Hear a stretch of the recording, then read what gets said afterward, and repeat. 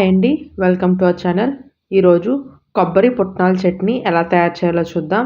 ఈ రెసిపీ మనకి ఇడ్లీలోకి, దోసలోకి చాలా బాగుంటుందండి. ఈ రెసిపీ ఎలా తయారు చేయాలో కావాల్సిన పదార్థాలు ఏంటో చూసేద్దాం.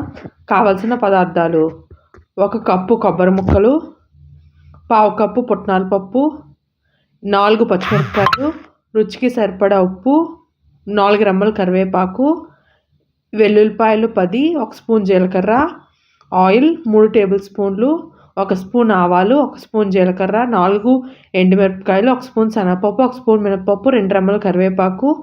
ముందుగా ఒక మిక్సీ జార్ తీసుకొని కొబ్బరి ముక్కలను వేసుకోండి. అందులోనే పుట్నాల పప్పు కూడా వేసుకోండి. అలాగే పచ్చిమిరపకాయలు, వెల్లుల్లి, జీలకర్ర, కరివేపాకు,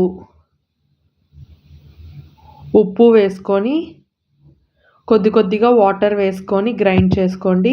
ఇలా కరివేపాకు చట్నీలో వేయడం వల్ల మనం చట్నీతో సహా తినేస్తాం కదండి. కరివేపాకు హెల్త్కి కూడా చాలా మంచిది. ఇలాగా ఫైన్గా పేస్ట్లా చేసి ఒక బౌల్లో తీసి పక్కన పెట్టుకోండి.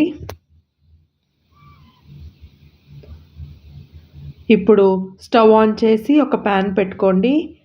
ప్యాన్ హీట్ అయిన తర్వాత ఆయిల్ వేసుకోండి. ఆయిల్ కూడా హీట్ అయిన తర్వాత పోపు దినుసులు వేసుకోండి. బాగా పోపు అంతా ఫ్రై చేసుకోండి.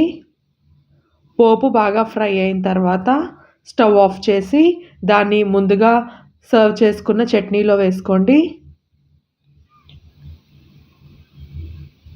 ఇప్పుడు పోపు అంతా బాగా కలుపుకొని వేడివేడి ఇడ్లీతో కానీ దోసతో కానీ సర్వ్ చేసుకుంటే చాలా బాగుంటుందండి.